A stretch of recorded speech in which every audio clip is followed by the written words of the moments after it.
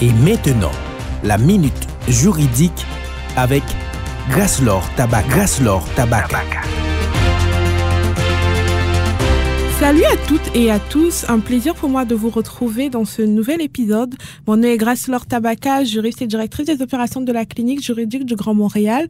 Alors aujourd'hui, j'aimerais vous parler dans la minute juridique de la discrimination sur le lieu de travail. La discrimination peut se faire après l'embauche. Aussi, on peut passer un entretien d'embauche, être recruté par une entreprise, mais être victime de discrimination sur le lieu du travail ou tout au long de sa carrière et parfois même par la même personne. Alors, la discrimination sur le lieu de travail subie par l'employeur ou d'autres supérieurs. Cela se remarque souvent par la charge de travail. Dans la plupart des cas nommés en jurisprudence, les discriminations faites par l'employeur ou d'autres supérieurs se manifestent par la charge de travail. Une personne va avoir plus de travail que ses collègues qui ont le même poste ou les mêmes fonctions que lui, tout simplement parce que c'est une personne racisée.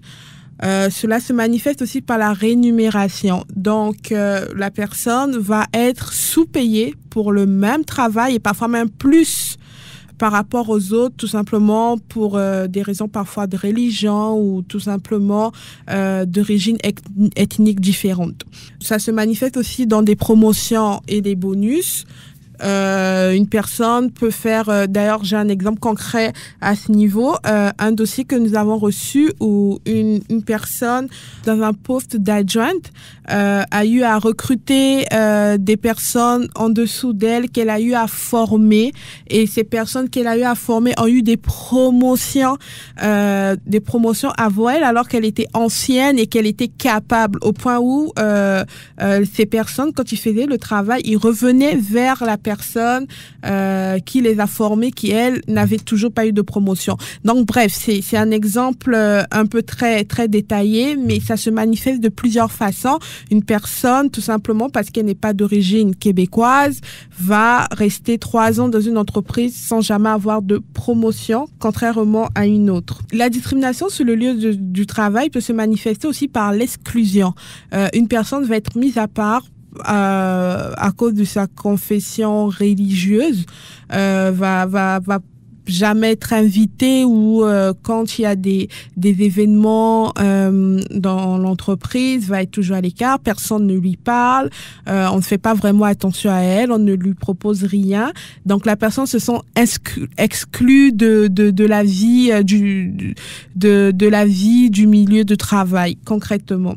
Donc là on parle des discriminations qui sont souvent des discriminations qui peuvent arriver commises par l'employeur ou d'autres supérieurs. Mais il y a aussi une discrimination qui se manifeste par les collègues de travail, donc notamment par la diffusion de fausses rumeurs, le manque de respect et aussi l'exclusion.